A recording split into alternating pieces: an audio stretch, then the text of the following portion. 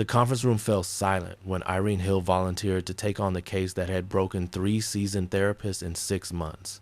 At 26, barely 2 years out of graduate school, she was the youngest counselor at the crisis center, the one they gave paperwork to, while others handled the real emergencies.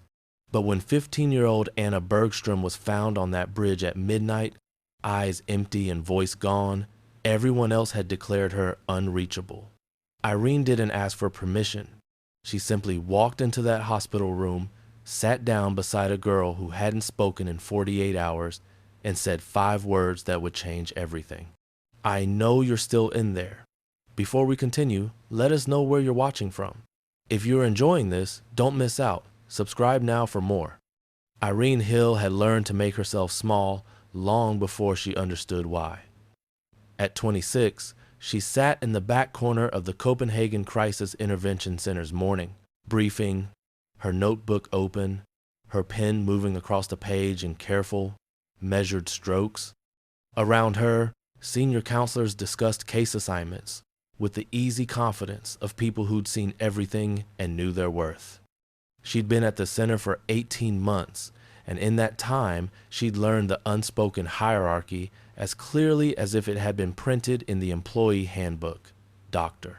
Henrik Larsen handled the high-profile cases, the ones that made the news, the ones that tested the limits of psychological intervention. Doctor. Pauline Vestergaard took the complex trauma cases, the clients who needed years of careful, patient work.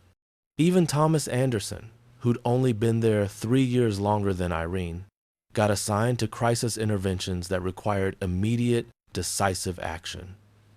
Irene got the intake assessments, the paperwork reviews, the follow-up calls to check on clients who were already stable. She scheduled appointments, maintained case files, and occasionally sat in on sessions as an observer, never a lead therapist. Her supervisor, Dr. Larsen, had made it clear during her first week, "You're very young, Irene. Clients in crisis need to feel they're in experienced hands. Give it time." That was 18 months ago. She was still waiting for her time to come. The morning briefing continued with its usual rhythm. Dr. Larsen stood at the head of the conference table, his silver hair and authoritative bearing commanding attention even when he was discussing administrative details. He was reviewing the week's schedule when his phone buzzed with an urgency that made everyone pause. He read the message, his expression growing grave. "We have a situation at Riggs Hospital. 15-year-old female attempted suicide last night. She was found on Nipplesborough Bridge by a late-night jogger. She's physically stable but hasn't spoken since the police brought her in. The hospital is requesting immediate psychological intervention." The room shifted. This was the kind of case that defined careers and the kind that could destroy them if handled poorly. Irene felt her pulse quicken as she watched her colleagues' reactions. "I'll take it, doctor," Vestergaard said immediately. "Adolescent trauma is my specialty, doctor." Larsen shook his head. "You're already managing the Hansen family case. That's consuming 40 hours a week. Then I'll handle it." Thomas offered, "I've been wanting more experience with acute adolescent cases." "With respect, Thomas, this requires someone with extensive crisis experience." "Doctor," Larsen replied, "the girl's parents are devastated. The school is involved, and there's already media interest because her father is a city council member. This needs delicate handling." Irene's hand moved before her mind fully registered the decision. She raised it slightly, her voice quiet but clear. "I could assess the situation." The room turned toward her with varying degrees of surprise. "Doctor," Larsen's eyebrows lifted slightly. "Irene, this isn't an intake assessment. This is an active crisis with a non-responsive patient." "I understand that, Dr. Larsen, but everyone else has full caseloads, and the hospital needs someone immediately.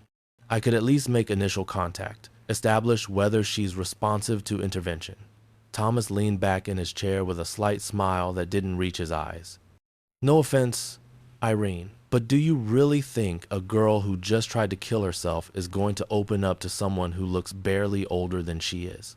These cases require authority, experience. The patient needs to believe the person across from them knows what they're doing. I do know what I'm doing, Irene replied, keeping her voice steady despite the familiar sting of dismissal. I completed my clinical training at one of the highest-ranked programs in Denmark. I've studied adolescent psychology extensively.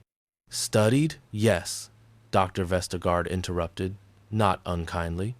But Irene, dear, there's a significant difference between academic knowledge and practical experience. Cases like this require intuition that only comes from years in the field. One wrong word, one misread signal, and you could push her further away. Or worse, the implication hung in the air, or worse, as in, you could be responsible if she tries again, as in, we can't trust you with a life this fragile. Doctor. Larsen closed the discussion with practiced finality. I'll take the case myself. I can rearrange my schedule for the next week. Irene, I need you to handle my intake assessments while I focus on this. There are 3 new clients scheduled for initial consultations this week. Irene nodded, her jaw tight. Of course, Dr. Larsen. As the briefing dispersed, she gathered her notebook and stood to leave. Thomas caught her by the door, his expression somewhere between sympathetic and patronizing. Hey, don't take it personally. We've all been there, eager to prove ourselves, frustrated with the grunt work. But there's a reason they don't throw rookie therapists into the deep end. You'll get your chance eventually. When? Irene asked, unable to keep the edge from her voice. I've been here 18 months. I have 2 advanced degrees and clinical training from one of the best programs in Europe. At what point do I stop being too young and too inexperienced? Thomas shrugged. When you've put in the time, when you've earned the trust. Look, Irene, I get that you're ambitious. That's good. But in this field, lives are literally on the line. Would you want someone fresh out of school handling your crisis? The question was meant to be rhetorical, but Irene answered anyway. If that person was prepared, knowledgeable, and genuinely committed to helping, yes, I would. She left before Thomas could respond, walking through the center's bright, carefully decorated corridors that were designed to feel welcoming and safe. Everything about the Copenhagen Crisis Intervention Center spoke of professionalism and care, from the soft Nordic color schemes to the comfortable furniture in each therapy room. It was a place where people came when they'd lost hope, seeking someone who could help them find their way back. Irene had come here because she wanted to be that person. She'd studied psychology because she believed in the power of human connection, in the possibility that the right words at the right moment could save a life. She'd worked herself to exhaustion through her graduate programs, accumulating knowledge and skills and certifications that should have qualified her for meaningful work. Instead, she scheduled appointments and filed paperwork while others did the actual saving. The hospital call came 3 hours later.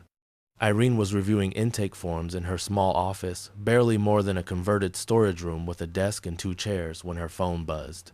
She almost ignored it, assuming it was another administrative notification, but something made her check. It was a text from the hospital's psychiatric unit.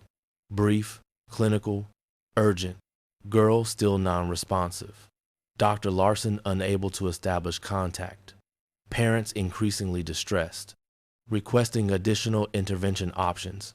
Irene stared at the message, her mind racing. Dr. Larsen had been with the patient for 3 hours and made no progress. That wasn't a criticism of his abilities. He was one of the most skilled crisis counselors in Copenhagen. But it meant that whatever was happening with this girl, it was beyond standard intervention protocols. She opened her laptop and accessed the case file that Dr. Larsen had started. The details were sparse but devastating. Anna Bergström, 15 years old, found on Nippelsbro Bridge at 11:47 p.m. by a jogger who'd called emergency services. She'd been standing on the wrong side of the railing, her phone on the ground behind her with a note typed but unsent. The police had talked her down after 20 minutes of negotiation, but she hadn't spoken since. No history of mental health treatment. No prior suicide attempts. By all external measures, she was a high-achieving student from a stable family, her father a city council member, her mother a respected architect. She played violin in the youth orchestra, maintained excellent grades, had friends and activities, and all the markers of a well-adjusted adolescent life. Until 48 hours ago, when something had broken so completely that she climbed over a bridge railing in the middle of the night. Irene read through Dr. Larsen's session notes. He tried multiple approaches, gentle questioning, silent presence, family involvement, even bringing in Anna's best friend. Nothing had generated any response. Anna sat in her hospital bed, staring at the wall, her eyes open but vacant, as if the person behind them had simply left. The note on Anna's phone had been only 3 words. "I'm so tired." Irene felt something shift in her chest. She recognized something in those 3 words. The complete shutdown of communication, in the way Anna had removed herself so thoroughly from the world that even professional intervention couldn't reach her. She picked up her phone and called Dr. Larsen directly. "Irene?" His voice carried the frustration of a professional facing an unexpected failure. "If this is about the intake assessments, I'll review them tomorrow. I'm dealing with the Bergström case." "I know. I saw the hospital update. Dr. Larsen, I'd like to try something." There was a pause. "Irene, I appreciate your eagerness, but I've been working with this patient for 3 hours. I've tried every standard protocol for selective mutism and acute psychological crisis. If I can't establish contact, I don't think that's exactly why I should try," Irene interrupted, then immediately softened her tone. "With respect, sir, you've tried every standard protocol. Maybe what she needs is something non-standard. What are you proposing? Let me sit with her. No formal session, no clinical protocols. Just let me try." Dr. Larsen's skepticism was audible. "Irene, this is a severely traumatized patient from a high-profile family. The margin for error is 0. I can't authorize an inexperienced counselor to..." "Then don't authorize it officially. Let me visit as a concerned staff member. If I can't establish any connection in 30 minutes, I'll leave and you can continue with your approach." The silence stretched. Irene could almost hear Dr. Larsen weighing the risk against his own growing frustration with the case. Finally, 30 minutes. "You observe only, you do not take any clinical actions, and if the patient shows any signs of distress, you leave immediately. Understood?" "Understood. Thank you, Dr. Larsen." Irene grabbed her bag and headed for the door, her heart pounding. This wasn't authorization, not really. It was permission to fail quietly, where Dr. Larsen had already failed publicly. But it was also an opening, and Irene had learned that opportunities in this field were rare and had to be seized when they appeared. The drive to Rigshospitalet took 20 minutes through Copenhagen's afternoon traffic. Irene used the time to think about what she knew, what she'd read in those sparse case notes, and what she understood from her own experience about the kind of pain that made someone climb over a bridge railing. She never attempted suicide, but she knew what it felt like to carry weight that no one else could see, to smile through days while something inside screamed, to reach a point where the exhaustion of pretending became unbearable. She knew what it felt like to be invisible in a room full of people who were supposed to see you. Maybe that was what Anna needed. Not someone with decades of experience and clinical authority. Maybe she needed someone who understood what it felt like to be dismissed, underestimated, and fundamentally unseen. The psychiatric unit was quiet when Irene arrived, the kind of institutional quiet that felt more like held breath than peace. A nurse directed her to Anna's room, private, at the end of the corridor, with a window overlooking the hospital's small garden. "Doctor, Larsen met her outside the door. He looked tired in a way that went beyond physical exhaustion. "No response to any intervention," he said quietly. "Her parents have been in and out. They're devastated, confused. They keep asking what they missed, what they should have seen. I don't have answers for them. What does Anna's body language tell you, doctor?" Larsen considered. "She's not catatonic. She responds to basic physical needs, takes water when offered, shifts position occasionally. But there's no eye contact, no acknowledgement of speech, no reaction to emotional stimuli. It's as if she's chosen to completely disconnect. Then maybe disconnection is what she needs right now," Irene said. "Maybe she's been too connected, too pressured to respond, too aware of everyone waiting for her to explain herself." Dr. Larsen looked at her with something approaching respect. "That's an interesting theory. How do you plan to test it?" "By not asking her for anything at all." Irene pushed open the door and stepped inside. "We've invested considerable effort in bringing you this story. If you find it engaging, please consider subscribing to our channel. Your support is greatly appreciated. Now, let's return to the narrative." The hospital room was painted in soft blues and grays, designed to be calming but somehow achieving only a sterile emptiness.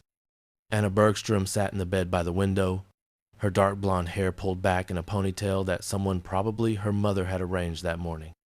She wore a hospital gown and stared at the garden below with eyes that seemed to look through it rather than at it.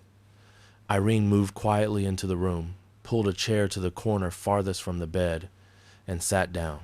She didn't introduce herself, didn't explain why she was there, didn't ask Anna how she was feeling or whether she wanted to talk. She simply sat, pulled out her notebook, and began to write. The silence stretched between them, broken only by the distant sounds of the hospital footsteps in the corridor, the soft beep of monitoring equipment, the rustle of Irene's pen across paper. 5 minutes passed. Then 10. Irene wrote steadily, occasionally pausing to think, but never looking directly at Anna.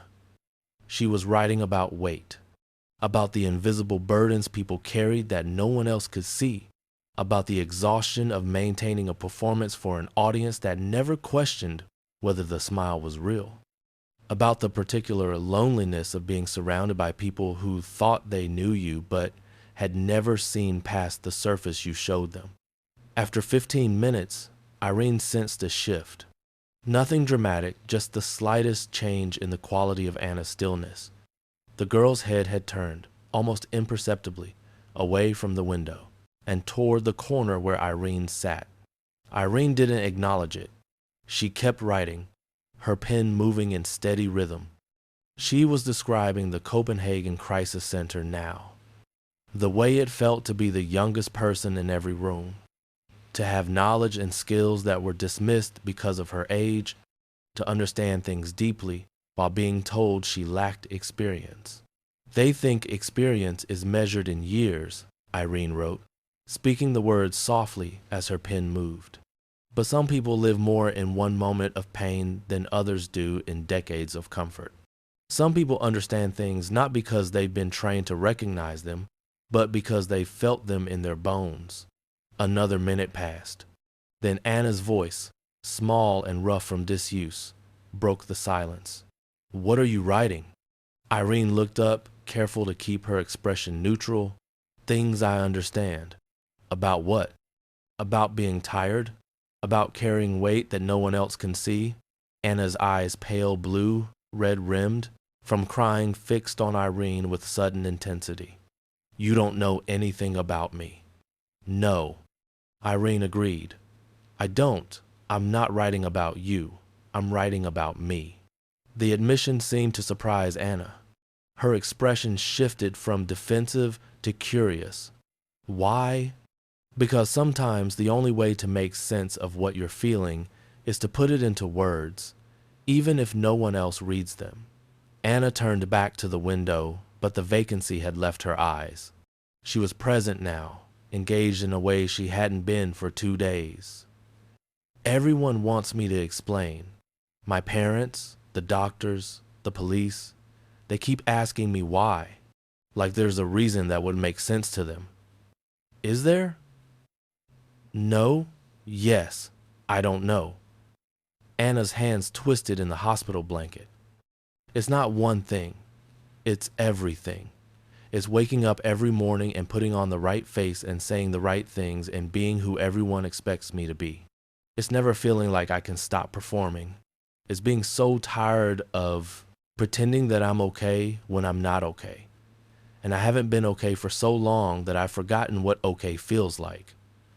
Irene set down her pen. How long? 2 years. Maybe more. It builds so slowly you don't notice until suddenly you're standing on a bridge and you can't remember why you're supposed to keep going. But you didn't jump. Anna's laugh was bitter. Not because I didn't want to, because some jogger called the police before I worked up the courage. Courage is an interesting word for it, Irene observed. Most people would call it the opposite. What would you call it? Irene considered carefully. I'd call it the moment when the weight you've been carrying alone becomes too heavy and you can't figure out how to ask for help carrying it. Anna turned to look at her fully for the first time. Who are you? My name is Irene Hill. I'm a counselor at the Crisis Intervention Center. You're young, 26. Everyone else they've sent has been old, professional. They sit there with their concerned faces and their gentle voices and they ask me questions like they're trying to solve a puzzle. Like if they find the right piece, everything will make sense. And it won't? No, Anna said quietly, because I'm not a puzzle. I'm just tired. Irene spent the next hour with Anna, not conducting therapy in any formal sense, but simply talking. She learned that Anna played violin because her parents loved music, maintained perfect grades because anything less felt like failure, and smiled through every school day while feeling increasingly hollow inside. She learned that Anna's best friend had noticed something was wrong, but Anna had convinced her everything was fine. She learned that Anna's parents were loving and supportive in ways that somehow made everything worse, because Anna couldn't bear to disappoint them. They think I have this perfect life, Anna said, her voice cracking. And I do, on paper. Good family, good school, good opportunities. How do you tell people who've given you everything that you're drowning in it, that their expectations feel like weights pulling you under? You just did, Irene replied. To you, not to them. You're a stranger. You don't have years of investment in who I'm supposed to be. Maybe that's exactly why you could tell me, because I see you without all that context, just as you are right now. Anna wiped her eyes with the back of her hand. The other doctor, Dr. Larsen, he kept trying to find the cause. Like there had to be one event, one trauma that explained everything. But there isn't. It's just accumulated exhaustion from being a version of myself that everyone else needs me to be. Irene understood that feeling more deeply than she could express. She'd spent 18 months being the version of herself that the crisis center expected, eager but not pushy, competent but not threatening, young and therefore inexperienced, no matter what her actual qualifications were. Anna, I need to ask you something serious. Are you planning to try again? The girl was quiet for a long moment. I don't know. Right now, no. But I don't know about tomorrow, or next week, or when I go back to school and have to put the performance back on. What if you didn't have to? Didn't have to what? Put the performance back on.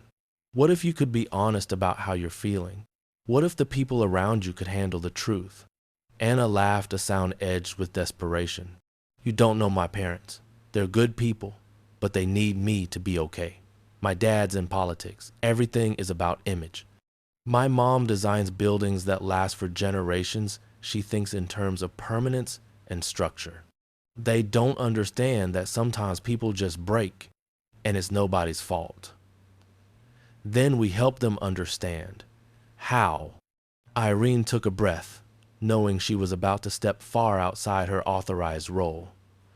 With your permission, I'd like to work with you. not as a one-time crisis, intervention, but as your ongoing counselor. We'd meet regularly, work through what you're carrying, and gradually involve your family in ways that help them understand. Dr. Larsen is supposed to be my counselor. They told me he's the best. He is very experienced. But sometimes the best person for a case isn't the most experienced one.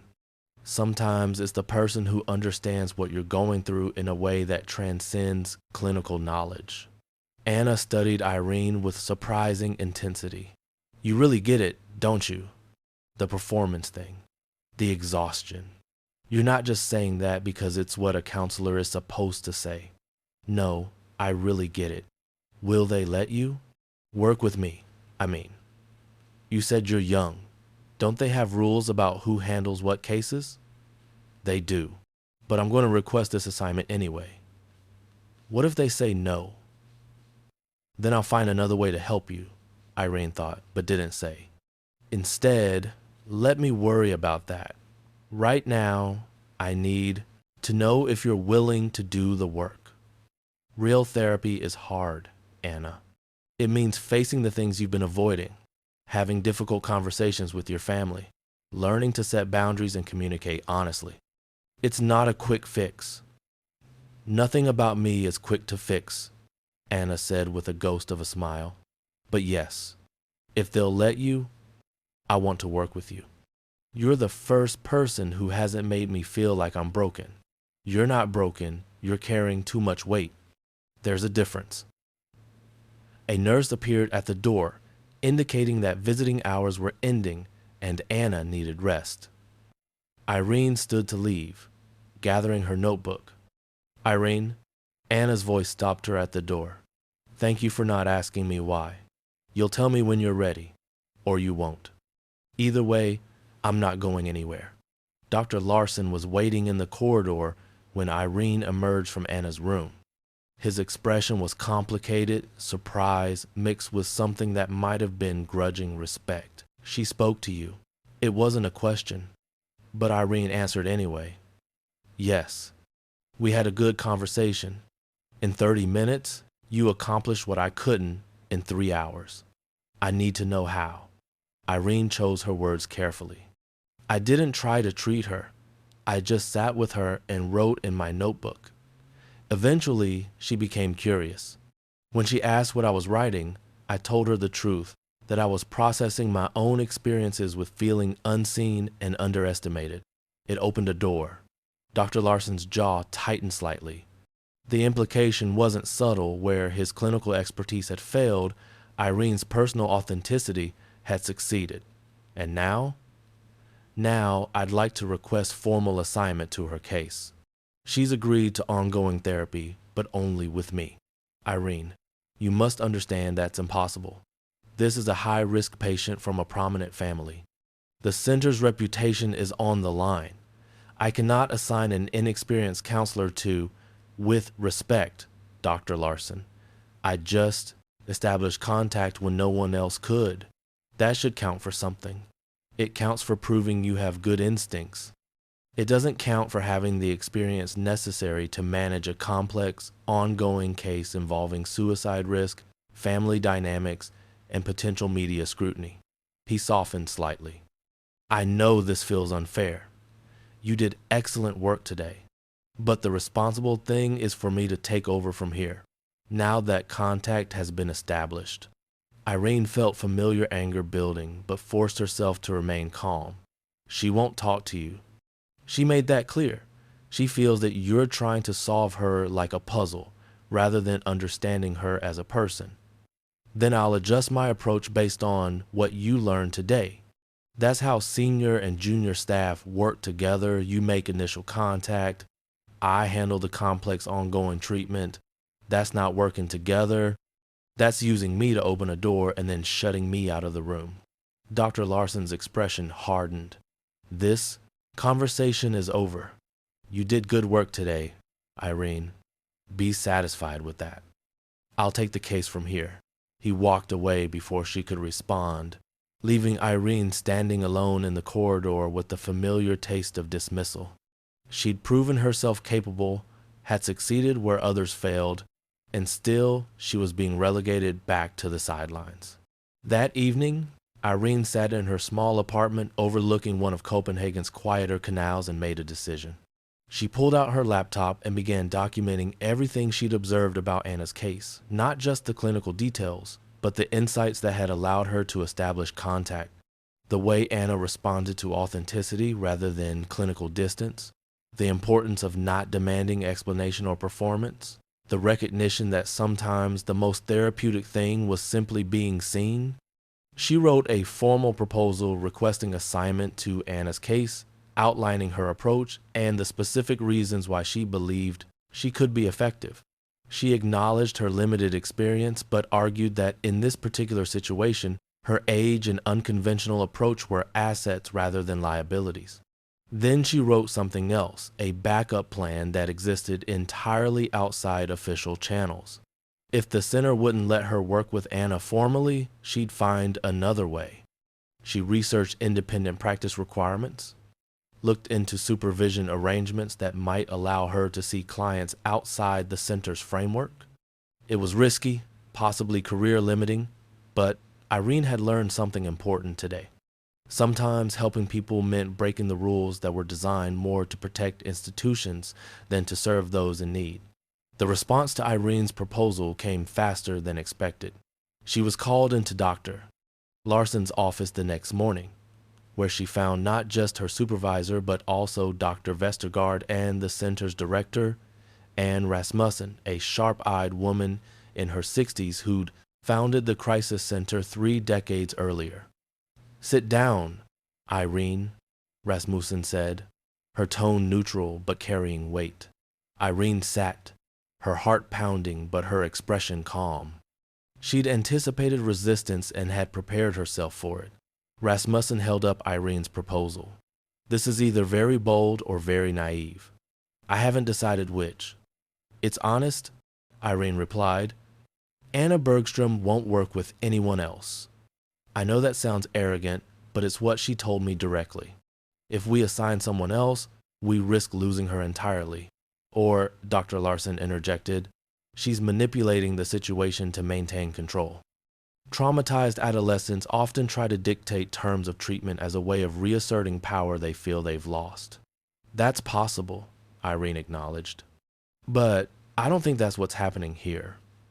I think she's found someone who understands her in a way that feels safe, and she's holding on to that. Would you rather risk that connection for the sake of protocol?" Dr. Vestergaard leaned forward. "Irene, help us understand. What do you bring to this case that Dr. Larsen doesn't?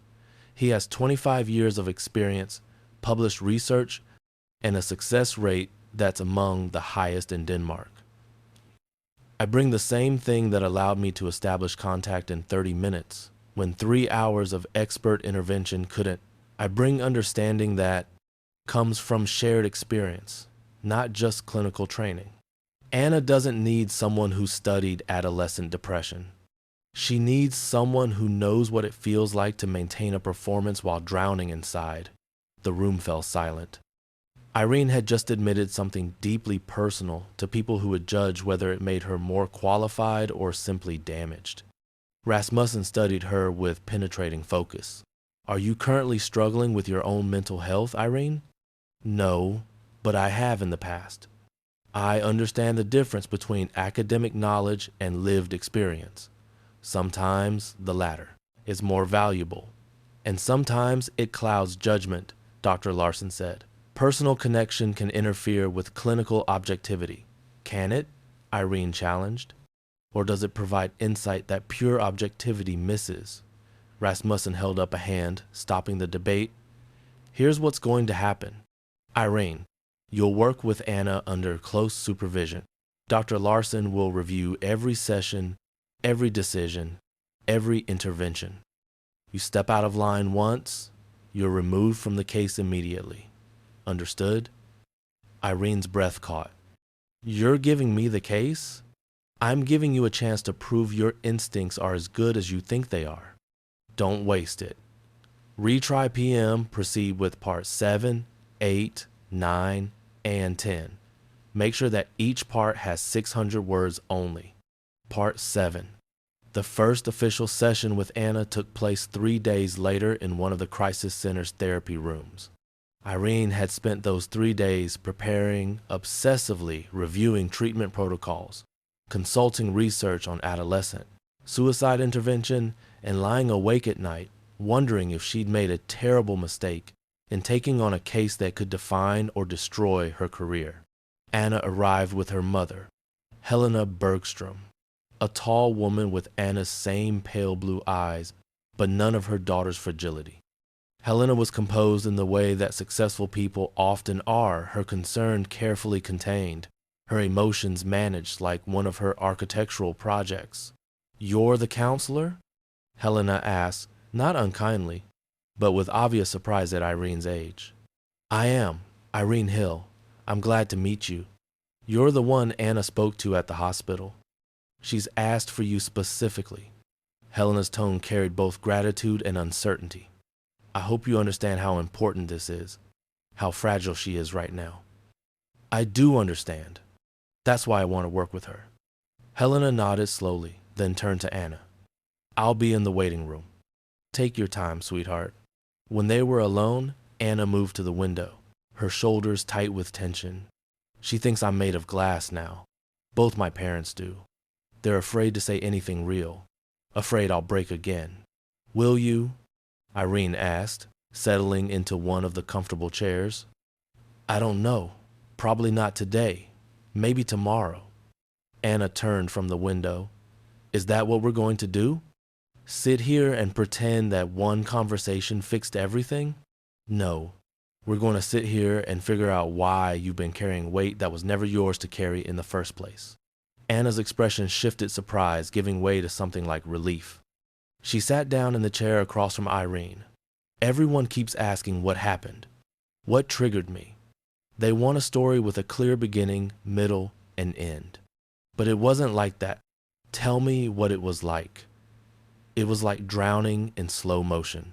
Every day, a little more water in my lungs. But I kept swimming, because that's what you do. You keep going. You keep performing. My parents worked so hard to give me opportunities, private violin lessons, good schools, connections that could help my future. How do you tell people who've sacrificed for you that their dreams for you feel like anchors?" Irene leaned forward slightly. "By recognizing that their dreams and your capacity aren't the same thing. They gave you opportunities out of love, but love doesn't mean you're obligated to excel at everything they made possible. Tell that to my dad. He introduces me as my daughter Anna, first violin in the youth orchestra, straight A student. Like my accomplishments are proof that he's a good father. Are they?" Anna laughed bitterly. "No, they're proof that I'm good at pretending. I hate violin. I'm good at it, but I hate it. I chose it because my mom loved hearing me play. Every recital, she'd cry with pride, and I'd smile and take my bow and feel nothing except relief that the performance was over." "When did it start?"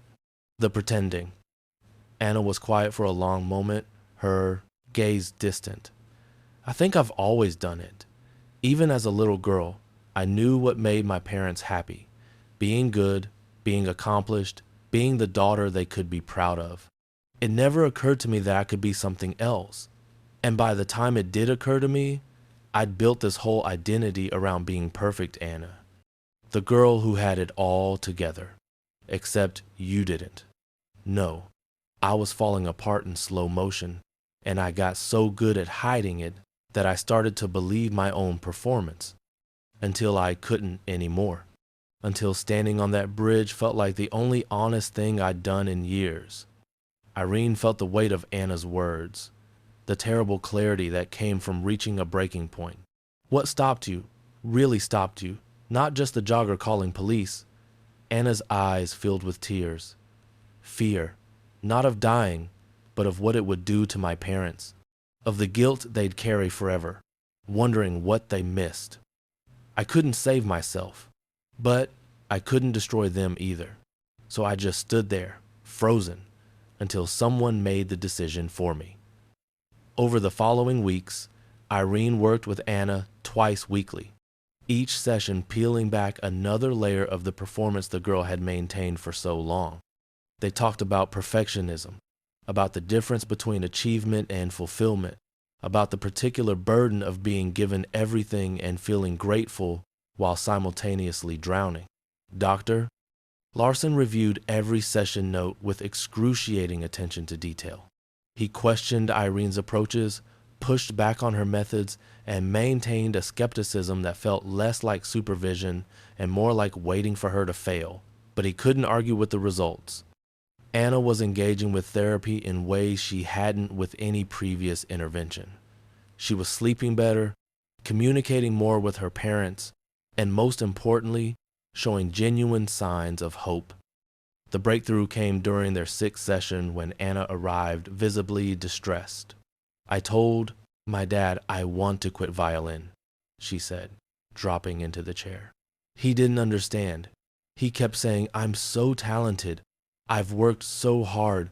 Why would I throw it away?' He thinks it's the depression talking." "What did you say?"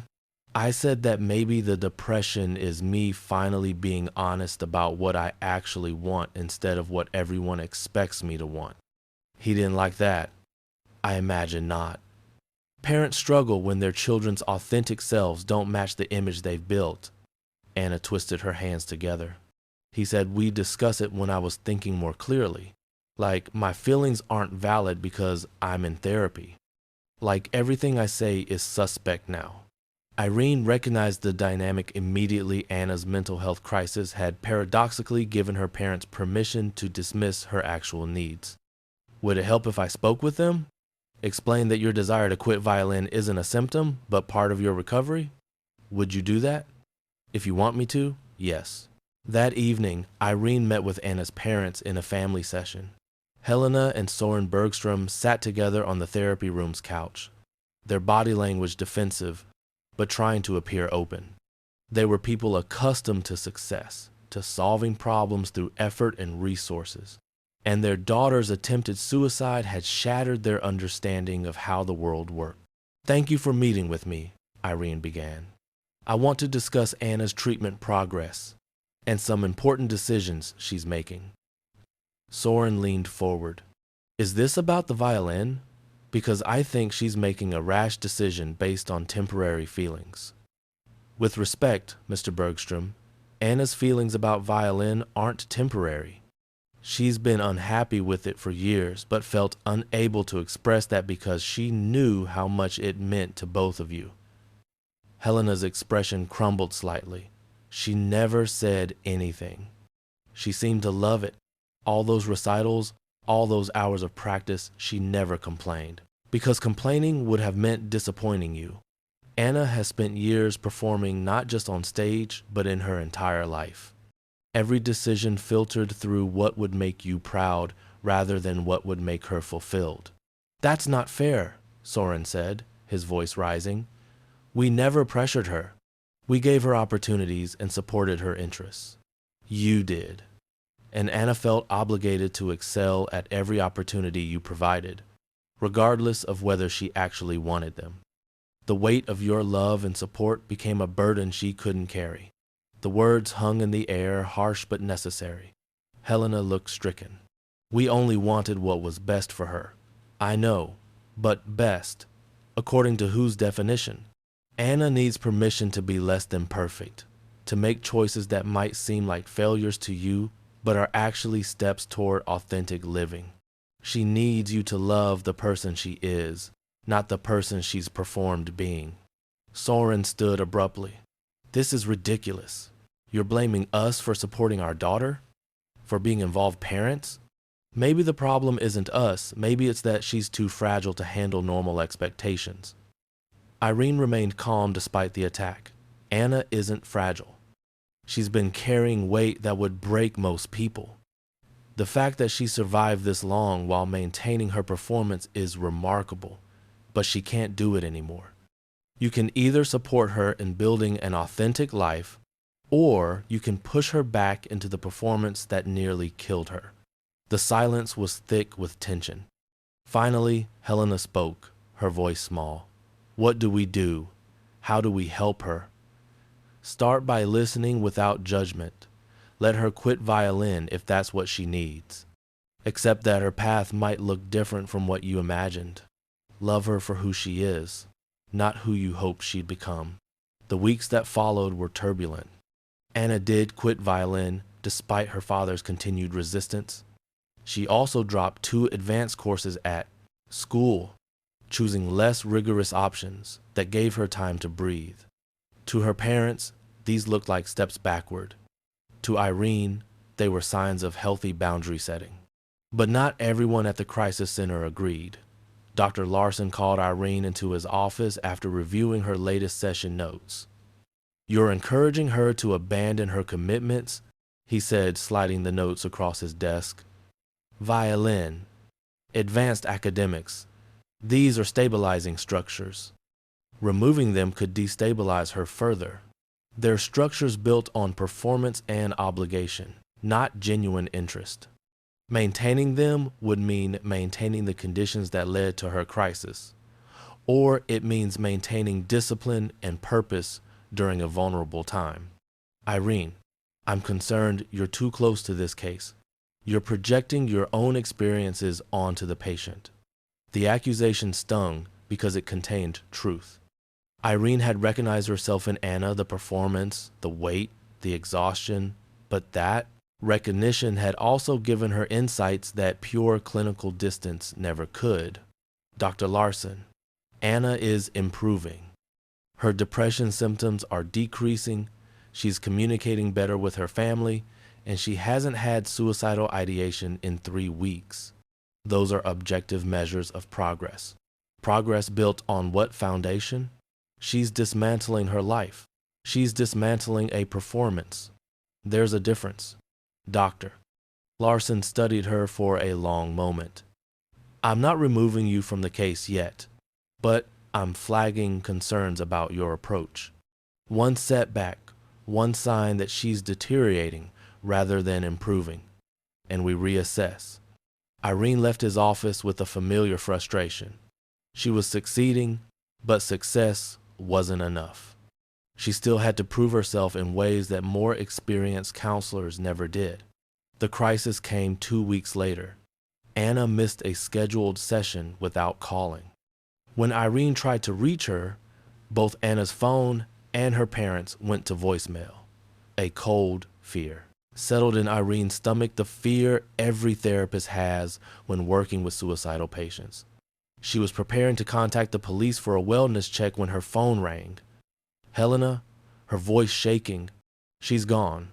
We had an argument this morning about her grades. She's falling behind in calculus, and she left. Just walked out. She's not answering her phone, and I don't know where she is. Irene, I'm terrified she's going to try again." Irene's clinical training kicked in even as her heart raced. "How long ago did she leave?" 2 hours. "We've been driving around looking for her, but Copenhagen is so big, and she could be anywhere."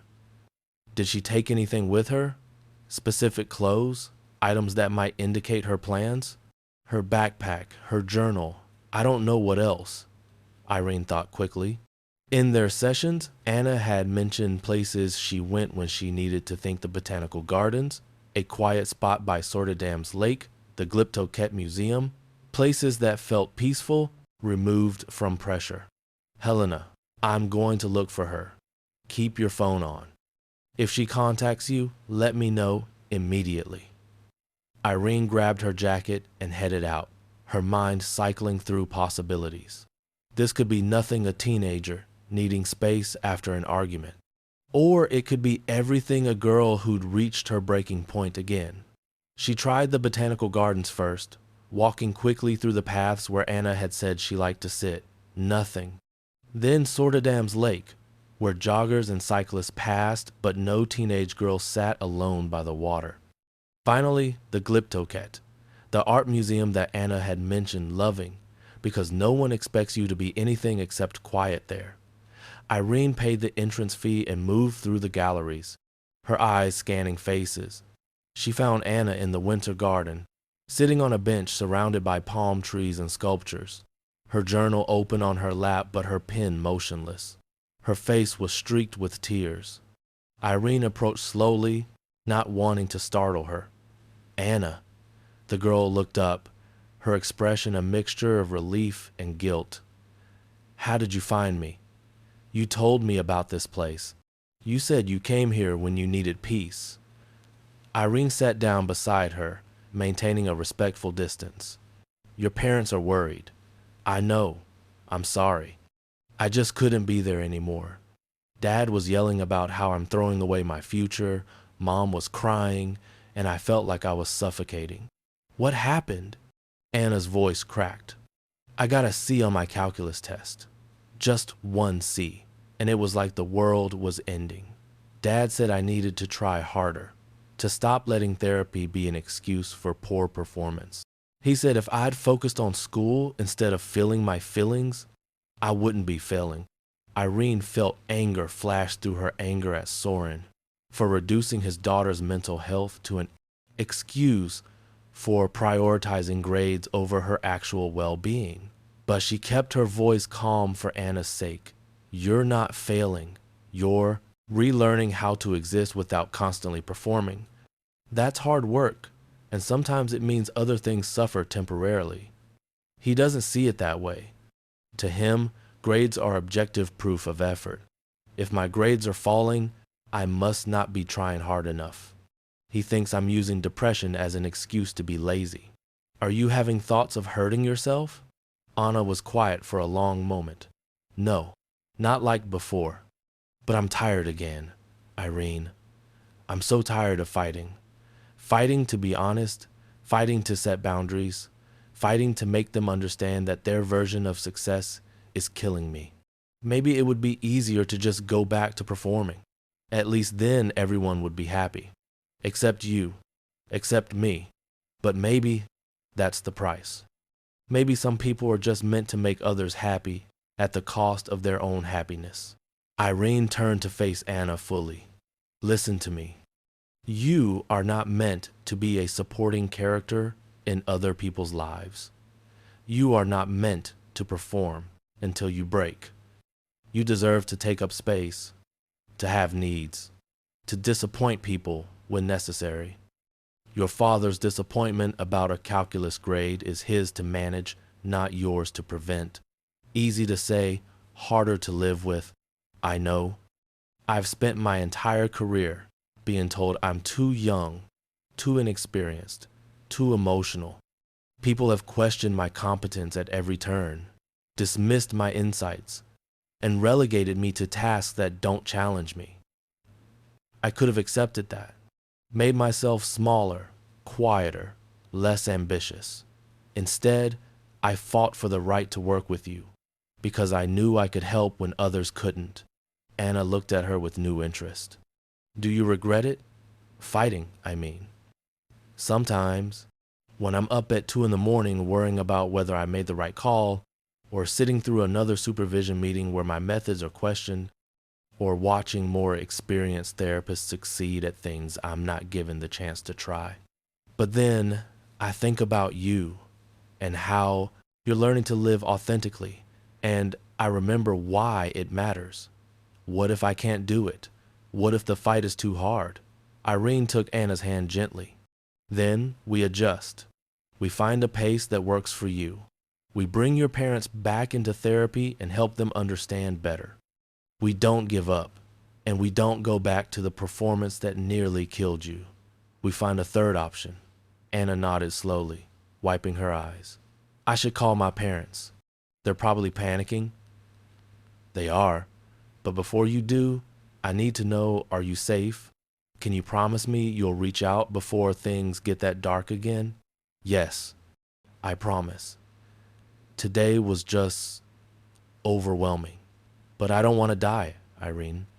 I want to figure out how to live.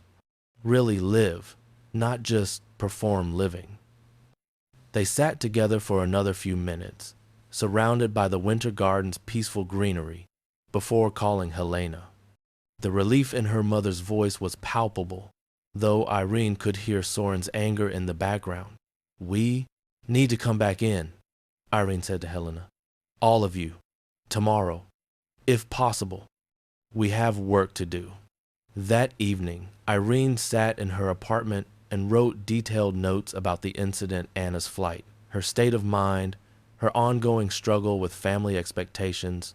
She also wrote something she'd never written before, a formal recommendation that if the Bergstroms couldn't adjust their expectations and approach, it might be better for Anna to have some physical distance from them. It was a radical suggestion that would certainly be questioned. But Irene had learned something important over the past 2 months. Sometimes the most therapeutic intervention wasn't healing family relationships, but recognizing when those relationships were themselves the source of harm. Her phone buzzed with a message from Dr. Larsen. We need to discuss today's incident. My office, 8 a.m. Irene stared at the message, knowing that tomorrow would bring another round of justifying her methods, defending her decisions, proving that she deserved to continue working with Anna. The exhaustion was familiar, the same exhaustion Anna felt from constantly performing, from being questioned and doubted despite demonstrable success. But beneath the exhaustion was something else, determination. She'd helped Anna find her voice. Now she needed to use her own, even if it meant confronting the entire crisis center leadership about their approach to young therapists and their resistance to methods that challenged conventional wisdom. She typed a response, I'll be there. And I'm bringing a formal proposal for revised family therapy protocols. If they were going to question her methods, she'd give them a comprehensive argument for why those methods worked better than traditional approaches for certain patients. She'd fought for the right to work with Anna. Now she'd fight for the right to define how that work was done. The meeting the next morning was tense from the moment Irene walked into Dr. Larsen's office. He wasn't alone, Doctor. Vestergaard and Director Rasmussen were both present, their expressions grave. Sit down, Irene, Rasmussen said, her tone carrying none of the cautious approval from their previous meeting. Irene sat, placing her proposal on the desk between them. Before we begin, I'd like to present a formal recommendation for revised family therapy protocols, particularly for cases involving adolescent patients with perfectionist tendencies and parental pressure. Doctor. Larsen's eyebrows rose. Irene, we're here to discuss yesterday's incident where your patient disappeared for several hours, causing significant distress to her family and requiring you to conduct an unauthorized search. The search wasn't unauthorized. Anna's mother asked me to help find her, and I used my clinical knowledge of the patient to locate her successfully. She was never in danger. You don't know that, Doctor. Vestergaard interjected. She's a suicide risk who fled after a family argument. That's a textbook high-risk scenario. She fled to a place she'd identified as peaceful and safe. She went there to think, not to harm herself. I assessed her thoroughly when I found her. No suicidal ideation, no plan, no intent. She was overwhelmed by her father's response to a single poor grade, which is exactly the kind of pressure that contributed to her original crisis. Dr. Larsen leaned forward. And that's precisely the problem. You're encouraging her to view her father's reasonable expectations as harmful pressure. You're creating division in the family rather than healing. Irene felt her frustration building but kept her voice controlled. I'm helping Anna establish healthy boundaries. Her father's expectations aren't reasonable when they ignore her mental health needs. A C on one test isn't a crisis, but his reaction to it nearly triggered one. That's your interpretation, Dr. Larsen replied. Another therapist might see a father trying to motivate his daughter to maintain standards that will serve her future. Another therapist watched her nearly die because those standards were crushing her. Irene shot back. With respect, Doctor. Larsen, I established contact with Anna when you couldn't. I've worked with her for 2 months with measurable positive outcomes. Her depression symptoms have decreased, she's developing authentic self-awareness, and she's learning to communicate her needs. The only negative feedback has come from her father, who's resistant to any approach that doesn't prioritize achievement over well-being. Rasmussen held up a hand. Irene, no one is questioning that you've helped Anna. But doctor, Larsen raises valid concerns about your approach creating family conflict rather than resolving it. Because sometimes resolution means change, not return to previous dynamics. The Bergströms' previous dynamic nearly killed their daughter. If that makes them uncomfortable, then discomfort is part of their healing process too. The room fell silent. Irene had just directly challenged not only her supervisors, but the fundamental approach the crisis center took to family therapy, prioritizing reunification and harmony over individual needs. Doctor, Vestergaard spoke carefully. What exactly are you proposing? Irene opened her document. I'm proposing that we recognize a category of cases where family dynamics themselves are pathological, where healing the individual requires creating distance from rather than integration with family systems. Anna needs her parents to change their entire approach to her, and if they can't or won't, she needs the option of therapeutic separation. You want to separate a 15-year-old from her family? Dr. Larsen's voice was sharp with disbelief. I want to give her options, whether that's residential treatment, staying with relatives, or intensive family therapy with concrete behavioral changes required from her parents. But continuing as we are, with her trying to heal while being constantly undermined by her father's expectations, isn't working. Rasmussen studied the proposal. This is radical, Irene, and risky. If we're wrong, we could destroy a family. If we're right, we could save Anna's life. Isn't that worth a risk? The three senior staff exchanged glances, that silent communication Irene had seen before. Finally, Rasmussen spoke. You'll present this proposal to the full clinical staff next week. If you can make a compelling case, we'll consider implementing it on a trial basis with the Bergström case. But, Irene, understand you're putting your career on the line. If this fails, if Anna's condition deteriorates, or the family lodges a complaint, there won't be another chance. I understand. Do you? Because you're asking us to trust that your 2 months of experience with this patient outweigh our collective decades of clinical practice. Irene met Rasmussen's gaze steadily. I'm asking you to trust that sometimes the most experienced perspective isn't the most accurate one. Sometimes you need someone who can see the situation without the weight of how things have always been done. The presentation to the clinical staff took place the following week. Irene had prepared exhaustively, gathering research on family systems theory, adolescent psychology, and cases where traditional family therapy had failed. She presented Anna's case with clinical precision while also sharing the insights that only proximity and personal understanding had provided. The response was mixed. Some staff members saw merit in her approach. Others were skeptical, concerned about setting precedents that could undermine family bonds. Dr. Larsen remained her most vocal critic, arguing that her methods were too influenced by personal bias. But Director Rasmussen made the final decision. Irene could continue with Anna's case using her proposed approach with intensive supervision and regular outcome assessments. It wasn't a ringing endorsement, but it was permission to continue. The real test came in the family session that followed.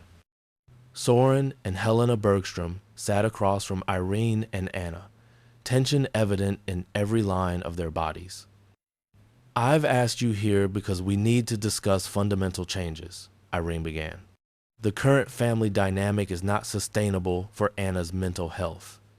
Soren's jaw tightened. You're blaming us again. I'm stating facts. Anna attempted suicide because she couldn't meet expectations that were never appropriate for her. If those expectations continue, we risk another crisis. So what do you suggest? Helena asked, her voice small. That we stop caring about her education? Stop wanting her to succeed? I suggest you redefine success. Right now, success means grades and achievements. I'm proposing that success means Anna being alive, healthy, and authentically herself. Over the next hour, they worked through concrete changes. Soren would stop commenting on grades unless Anna asked for his input. Helena would support Anna's decisions about activities without expressing disappointment. They would attend family therapy twice a month to work on communication patterns. It was painful, difficult work. Soren struggled visibly with letting go of expectations he'd held since Anna's birth. But gradually, something shifted.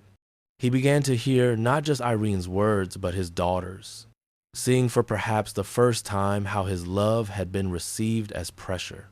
3 months later, Anna was thriving in ways that had nothing to do with conventional success. She'd joined the school's art club, something she'd always wanted to try but never had time for. Her grades were adequate, not exceptional, and she was learning to be okay with that. Most importantly, she was talking to her parents honestly, expressing needs and boundaries without fear of disappointing them. The crisis center's clinical staff, watching Anna's measurable improvement, began to recognize that Irene's approach had merit.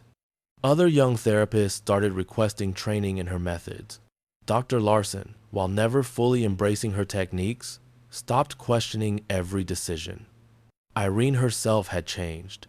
She no longer waited for permission to trust her instincts or apologize for challenging conventional wisdom. She'd proven that sometimes the weight others tried to make you carry, whether it was unrealistic expectations or professional doubt, didn't have to be accepted.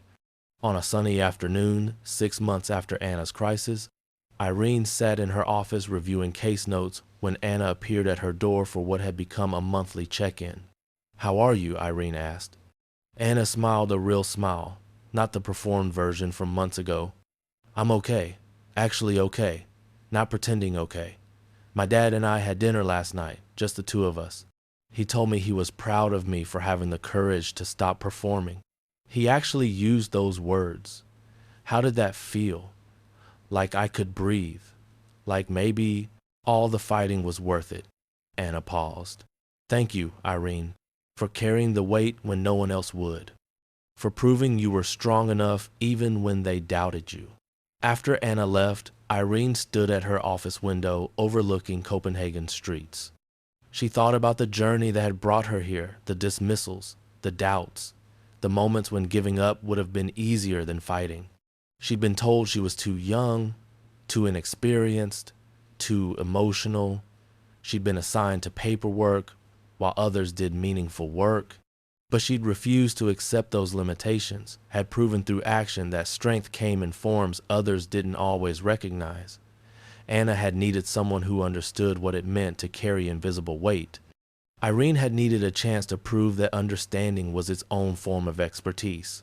Together, they'd shown that sometimes the people others underestimate are exactly the ones strong enough to bear what others cannot. The sun streamed through her window, warm and bright. Irene smiled and returned to her desk.